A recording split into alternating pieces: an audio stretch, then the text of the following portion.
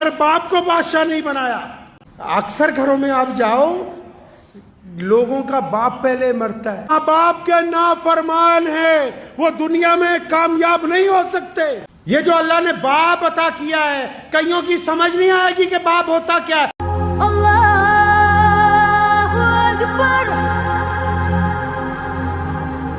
आप जब माओ को देखोगे ना, माएँ जब अपने बच्चे को उठाती हैं, मैं बार बार याद दिला दूं कि माओ की अजमत में कोई कमी नहीं है, लेकिन माँ जब अपने बच्चे को उठाती है वो उसको गोद में उठाती है। माँ जब अपने बच्चे को उठाती है अपनी कमर के साथ लगाती है, लेकिन बाप जब अपने बेटे को, बाप जब अपनी बेटी को, बाप जब अपनी औलाद को उठाता है तो उनको अपने कंधों पर बिठाता है। क्यों?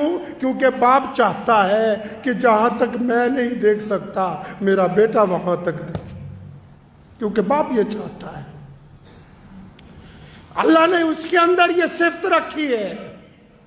दुनिया में ताल्लुक तो बहुत होते हैं, यारों के ताल्लुक, दोस्तों के ताल्लुक, रिश्तेदारों के ताल्लुक, सके भाइयों के ताल्लुक, माँ बेटे का ताल्लुक, लेकिन याद रखो कायनात में एक आदमी है सिर्फ, पूरी कायनात में सिर्फ एक बंदा है।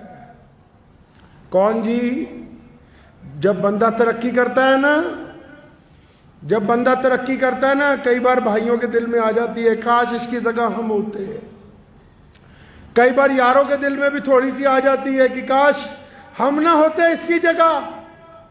और बड़ी बात कहता हूं, बाज़ औकात माओ के दिल में आ जाती कि फलां की जगह मेरी फलां औलाद आगे होती इनमें से, लेकिन सिर्फ बाप एक ऐसी शख्सियत है कायनात में जिसकी ये तमन्ना है, जिसकी ये आरजू है कि मेरा बेटा मुझसे चंद कदम आगे जाए, मेरा बेटा उस मुकाम तक पहुंचे जहां तक मैं नहीं पहुंचा। ये अगर ज़र्फ अल्लाह ने किसी को अता किया, ये ताकत अल्लाह ने अगर किसी को अता की, ये मोहब्बतें अल्लाह ने अगर किसी को अता की हैं, तो सिर्फ एक बाप को अता की है। वो ये बाप के अंदर सिफ्त है कि जब बाप की जिक्र क्यों नहीं होता? क्योंकि बाप असल में प्यार तो बहुत करता है, लेकिन जब औलाद बड़ी होती है ना तो उसको छाती से लगाता हुआ झिझकता है, थोड़ा डरता है, लेकिन ये मोहब्बत मां से ज्यादा करता है।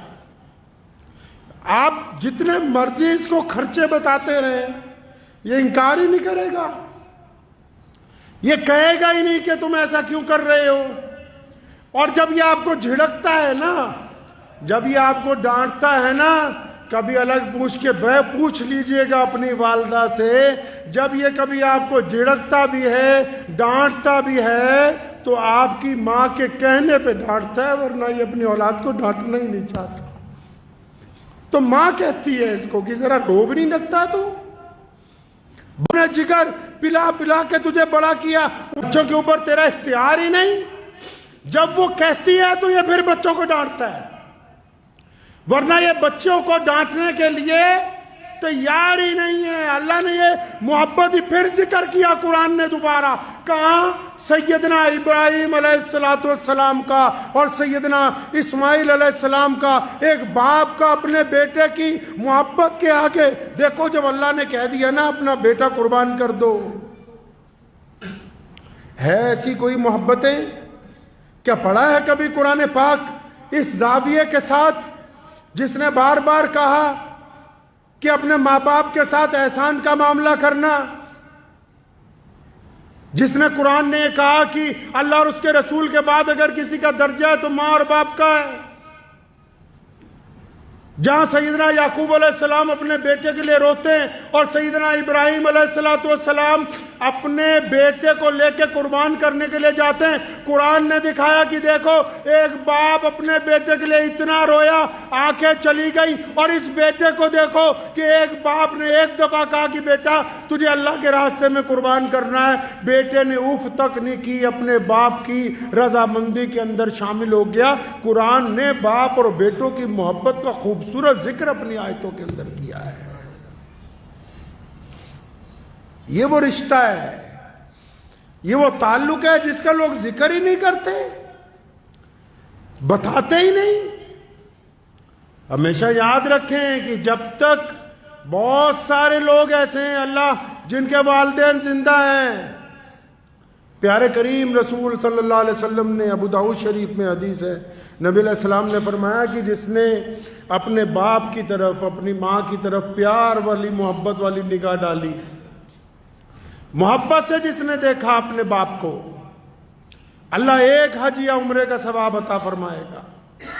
جس نے محبت کے ساتھ اپنے والدین کو دیکھا، اب جن لوگوں کے والد موجود ہیں، جن کا باپ گھر کے اندر موجود ہے، جن کو ایسا لگتا ہے کہ اس میں کچھ تلخی آ گئی، تو قرآن نے یہ کیوں کہا کہ جب ماں باپ بوڑھے ہو جائیں تو ان کے آگے اف نہ کرنا؟ اسی لیے کہا کہ جب یہ بوڑھے ہو جائیں گے ان کا مزاج تھوڑا تلخ ہو جائے گا، ان کا مزاج تھوڑا خراب ہو جائے گا، بڑھاپے کی وجہ سے ان کو پریشانی آ جائے گی، لیکن تم نہیں اف کرنا۔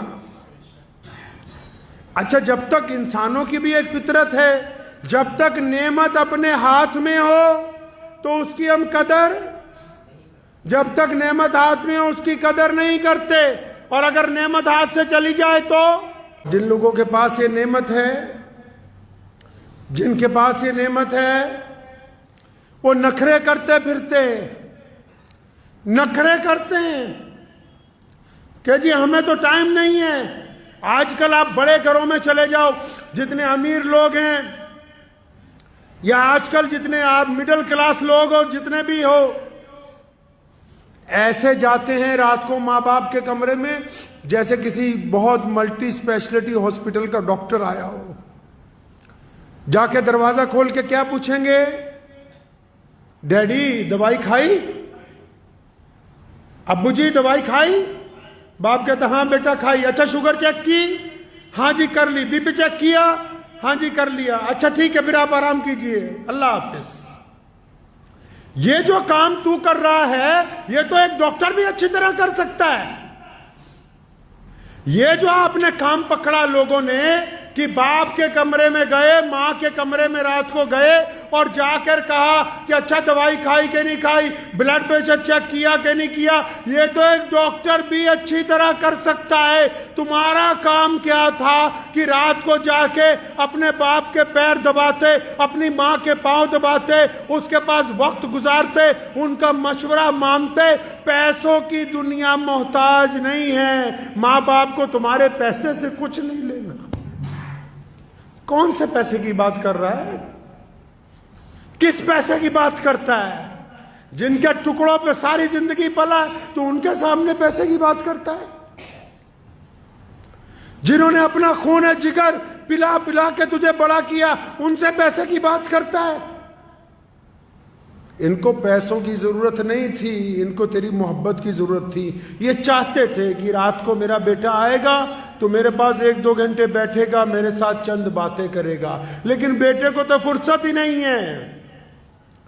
حضرت رومی رحمت اللہ علیہ نے ایک حکایت لکھی ہے، فرمایا ایک شخص کی شادی ہوئی، نوجوان بیوی نے کہا تیرا باپ سارا دن کھانستا ہے۔ یہ جو واقعہ ہے مولانا روم رحمت اللہ علیہ نے لکھا ہے۔ تو اپنے باپ کے کمرے میں گیا، کہنے لگا ابا جی تم بہت کھانستے ہو، میری بیوی کو پریشانی ہوتی، یہ کمبل لے لو اور باہر باڑے میں سو جایا کرو، وہاں تمہیں ٹھنڈ نہیں لگے گی اس کمبل کی وجہ سے۔ جب باپ اٹھنے لگا نا تو اس کا بیٹا آیا، مطلب پوتا آیا اس شخص کا، تو اس نے کمبل لے کے نا بیچ میں سے پھاڑ دیا۔ تو اس بندے نے اپنے بیٹے سے کہا کہ تم نے اپنے دادا کا کمبل کیوں پھاڑا؟ کہنے لگا ڈیڈی اس کمبل کو اس لیے پھاڑا ہے کہ کل کو جب تو بڈھا ہو جائے گا نا، کھانسے گا، تو تجھے بھی تو اس باڑے میں بھیجنا ہے، تو اس وقت دوسرا کمبل کہاں سے لاؤں گا، اس لیے آج آدھا کمبل تیرے لیے رکھ رہا ہوں۔ لکھ لو، نشان لگا لو ان لوگوں پہ جو ماں باپ کے نافرمان ہیں، وہ دنیا میں کامیاب نہیں ہو سکتے۔ اللہ تعالیٰ نے یہ پابندی لگائی نماز پڑھنے والوں کے لیے کہ اس سجدے سے پہلے ماں باپ کی رضامندی ضروری ہے۔ اگر یہ سجدہ باپ کی بغاوت کے ساتھ ادا کیا جا رہا ہے، جو شرعاً ناجائز ہو وہ بغاوت۔ اگر باپ کو گھر میں گالی دے کے آیا، تھپڑ مار کے آیا، باپ سے زیادتی کر کے آیا، بدماشی کر کے آیا، اور پھر آ کے مسجد میں کہا کہ میں تو متقی نمازی ہوں، یہ نمازیں منہ پر ماری جائیں گی۔ میرے کریم رسول کہیے صلی اللہ علیہ وسلم نے فرمایا اے بلال اگر تو تکبیر کہہ دیتا اور میری ماں زندہ ہوتی، فرمایا میری ماں حجرے میں سے مجھے آواز مارتی محمد، تو پھر میں نماز چھوڑ کے اپنی ماں کے پاس چلا جاتا۔ اللہ تعالیٰ نے وہ درجہ عطا فرمایا ہے، اس محبت کو اللہ نے وہ درجہ عطا فرمایا کہ جس کو باپ اللہ نے بنایا اس میں استقامت دی ہے، ہمت دی ہے۔ باپ کے بعد صرف ایک بندہ اور ملتا ہے جو صرف آپ کی کامیابی پر دل سے خوش ہوتا ہے۔ ایک تو باپ خوش ہوتا ہے دل کی گہرائیوں سے کہ میرا بیٹا میری جگہ پہنچ گیا، میرا بیٹا مجھ سے آگے پہنچ گیا، یا پھر دوسرا آپ کا استاد خوش ہوتا ہے، چاہے وہ استانی ہو یا استاد ہو۔ اگر کوئی بندہ ترقی کرتا ہے تو اس کو حسد نہیں ہوتا، وہ خوش ہوتا ہے کہ میرا پڑھایا ہوا بچہ جو ہے آج دنیا کے اندر کامیاب ہو گیا ہے۔ تو جو لوگ جن کو اللہ نے نعمت دی ہے نا، باپ جیسی نعمت جن کو ابھی اللہ نے دے رکھی ہے، ان کو قدر ہی نہیں۔ لوگ اکڑتے ہیں ماں باپ سے، بدتمیزیاں کرتے ہیں۔ امام غزالی رحمۃ اللہ علیہ نے لکھا ہے، فرمایا ایک دن رات کو نا میں تفسیر لکھ رہا تھا قرآن پاک کی، اور میرا چھوٹا بھائی جو ہے نا، ان کا جو چھوٹا بھائی تھا وہ بھی بہت اپنے دور کا پہنچا ہوا عالم تھا، لیکن بھائیوں میں کبھی اتنی زیادہ نہیں بنی۔ تو وہ جو چھوٹا بھائی ہے یہ ساری رات قرآن پاک کی تفسیر لکھتے رہے، وہ ساری رات اماں جی کے پاؤں دباتا رہا، ابو کے پاؤں دباتا رہا۔ تو اچانک ان کے دل میں خیال آیا، اپنے بھائی کو بلایا صبح فجر کی نماز میں، فرمایا وہ جو رات گزری ہے نا، میرے والا ثواب تو لے لے، اپنے والا مجھے دے دے۔ میرے والا میں ساری رات قرآن لکھتا رہا ہوں، یہ ثواب تم لے لو، اور اپنے والا مجھے دے دو۔ تو لیکن ان کے بھائی نے کہا کہ میاں دنیا کے لیے امام غزالی ہوگے، مجھے تو بیوقوف نہیں بنا سکتے۔ جو ماں باپ کے پاؤں دبانے میں اللہ نے عزت رکھی ہے، وہ تیری ساری رات عبادت کرنے میں بھی وہ لطف آنے والا ہے نہیں ہے۔ اللہ نے جو یہ نعمت عطا کی ہے، یہ جو اللہ نے باپ عطا کیا ہے، کئیوں کی سمجھ نہیں آئے گی کہ باپ ہوتا کیا ہے، لیکن جب خود بن جائیں گے باپ، جب خود اس دور سے گزریں گے، تب ان کو پتہ لگے گا باپ ہوتا کیا ہے، کر کیا سکتا ہے باپ، باپ اپنے بچوں کی تربیت کیسے کرتا ہے۔ میرے والد محترم شیخ اسلام مولانا حبیب الرحمن لدھیانوی رحمۃ اللہ علیہ کو میں نے دیکھا کہ روزانہ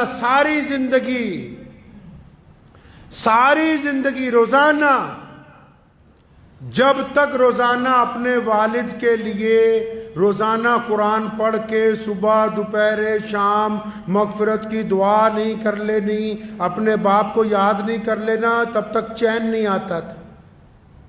ایک بندہ جو اتنے بڑے مقام پر پہنچ گیا ہو، وہ اپنے باپ کو یاد کر رہا ہو، ہر بات میں اپنے والد کا ذکر، کیونکہ بندہ جب جس مقام پر پہنچتا ہے، اگر ہم اپنے آپ کو دیکھیں گے، اپنی تاریخ کو دیکھیں گے، اگر میرے جیسا انسان بھی اپنی تاریخ کو دیکھے گا، ہم اگر پیچھے کو جائیں گے، چند سال اور پیچھے چلے جائیں گے، تو ہم تو کسی قابل بھی نہیں ہیں۔ اگر آج جس مقام پر پہنچے ہیں وہ تو باپ کی دعاؤں کی وجہ سے پہنچے۔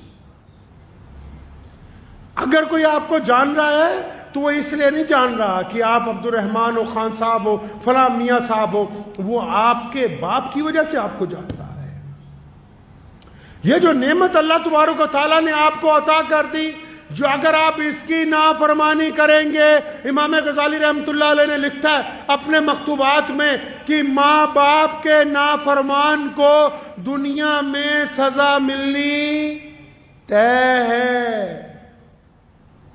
جو اپنے خاص کر لوگ باپ کی بڑی بدتمیزی کرتے ہیں، بے حرمتی کرتے ہیں، تو پیارے کریم رسول صلی اللہ علیہ وسلم نے فرمایا کہ ماں کے پیروں کے نیچے، اور جنت کہاں رکھی جی؟ ماں کے پیروں کے نیچے۔ جنت کہاں رکھی؟ اور بولو جنت کہاں رکھی؟ ماں کے پیروں کے نیچے، جنت ماں کے پیروں کے نیچے، سارا سرمایہ ماں کے پیروں کے نیچے، اور قربان جاؤں محمد الرسول اللہ صلی اللہ علیہ وسلم پر، ایک لفظ میں ہی ساری بات مکمل کر دی۔ فرمایا جنت ماں کے قدموں کے تلے ہے، لیکن باپ جنت کا دروازہ ہے، اب تیری مرضی ہے اسے کھول کے رکھ، تیری مرضی ہے اس کو بند کر دے۔ تو باپ جنت کا دروازہ ہے۔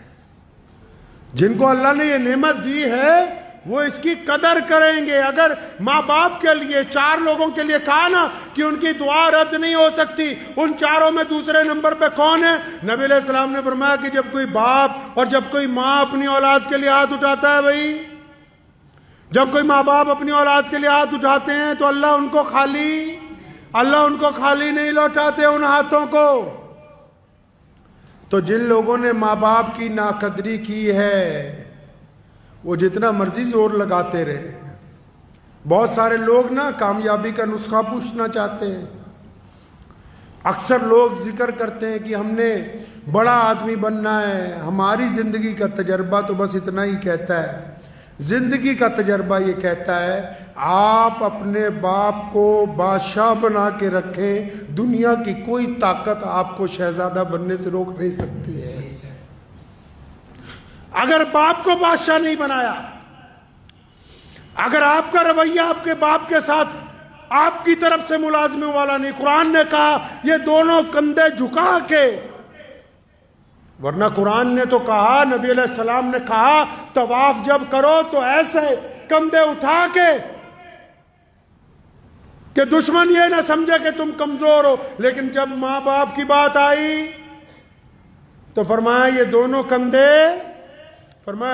کندھے جھکا کے اپنے ماں باپ کے سامنے بڑی عاجزی کے ساتھ، بڑی انکساری کے ساتھ ان کے ساتھ پیش آؤ، کیونکہ یہ ایک ایسی دولت ہے جس دن آپ کے ہاتھ سے چلی جائے گی آپ یاد کرو گے آپ کو ملے گی نہیں، ڈھونڈو گے ہی نہیں، بستی بستی ملنے کے نہیں نایاب ہیں، تلاش کرتے پھرو گے۔ کچھ باتیں ایسی ہوتی ہیں جو ایک بیٹا صرف اپنے باپ سے کر سکتا ہے، دل کی تختی پہ لکھ کے لے جائیے۔ کچھ باتیں ایسی ہوتی ہیں جو ایک بیٹا صرف اپنے باپ سے کر سکتا ہے، جو ایک بیٹی صرف اپنی ماں سے کر سکتی ہے، اور یہ بیٹا اور بیٹی اس وقت تک شہزادے شہزادی ہیں جب تک ان کے ماں باپ حیات ہیں، اور اگر یہ نہیں ہوں گے، یہ تمہیں خام خیالی میں ڈالتے ہیں دنیا والے کہ ماں باپ کو اولڈ ہوم پہ ڈالاؤ۔ جن کے ماں باپ اولڈ ہوم میں زندگی گزارتے ہیں ان سے بدقسمت بچے دنیا میں کوئی دوسرے نہیں ہیں، ان سے زیادہ بدقسمت بچے نہیں ہو سکتے دوسرے کوئی۔ جنہوں نے اپنے ماں باپ کو یتیم خانے کے اندر ڈال دیا ہو، ان سے زیادہ بدقسمت کون ہو سکتا ہے؟ تو ان ماں باپ کے تو روزانہ اگر پیر دبائے جائیں، ماں باپ کی خدمت کی جائے، ماں باپ کے چہرے کو بار بار دیکھ لیا جائے۔ بہت سارے لوگ ایسے جن کو ابھی یہ بات سمجھ نہیں آئے گی، لیکن اگر ادھر باپ کی جان نکلی ادھر سارا کچھ سمجھ آ جائے گا تمہیں 1 منٹ میں کیا ہو گیا یہ۔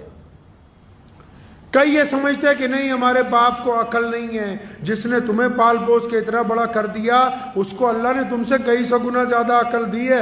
ٹھیک ہے وہ اسکول میں نہیں پڑھا، ٹھیک ہے اس کو عربی نہیں آتی، ٹھیک ہے اس کو انگریزی بولنی نہیں آتی، مان لو اس کو حساب کرنا نہیں آتا، لیکن آنکھوں کی جو اندر ارادے ہیں، چہرے کے جو خد و خال ہیں، انسان کا جو مزاج ہے، آپ کی طبیعت کس وقت کیا چاہتی ہے، یہ ایک باپ سے زیادہ دنیا میں کوئی نہیں سمجھ سکتا۔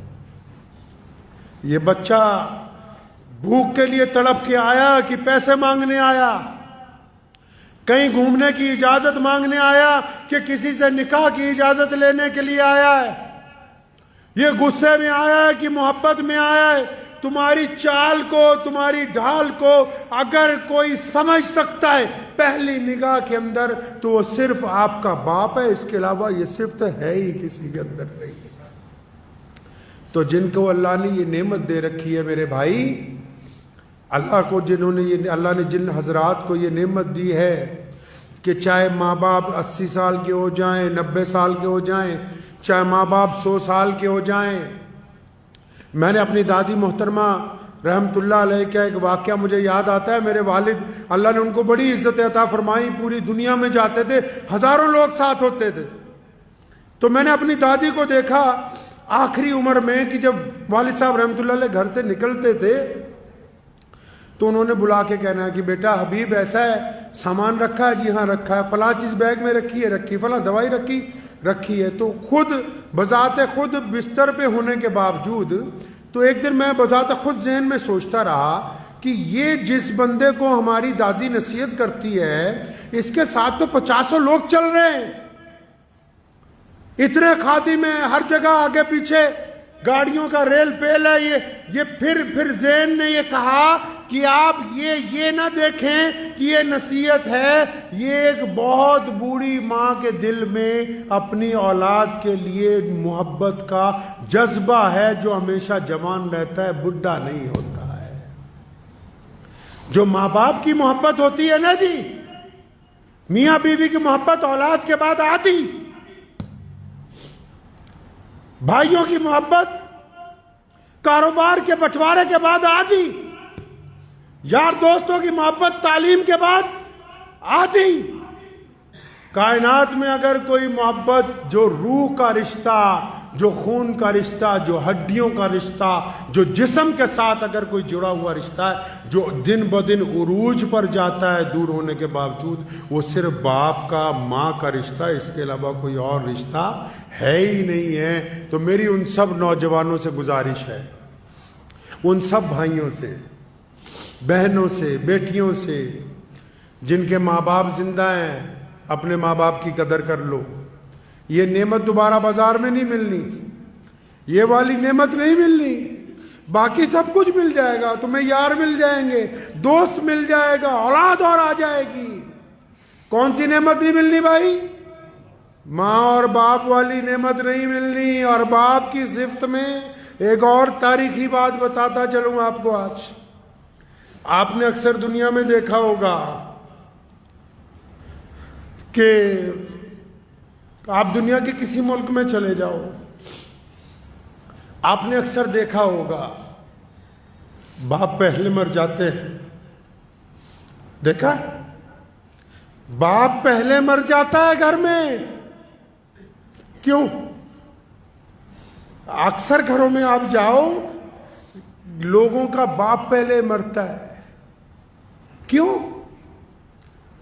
اس پر بوجھ اتنا ڈالا گیا ہے، اس کے کندھوں پر بوجھ اتنا ہے، اور اللہ نے اس کو طاقت ایسی دی ہے کہ یہ اپنے غم رو کے دردناک طریقے سے نہ اپنی پریشانی اپنی بیوی کو کہتا ہے، نہ اپنی پریشانی اپنی اولاد کو کہتا ہے.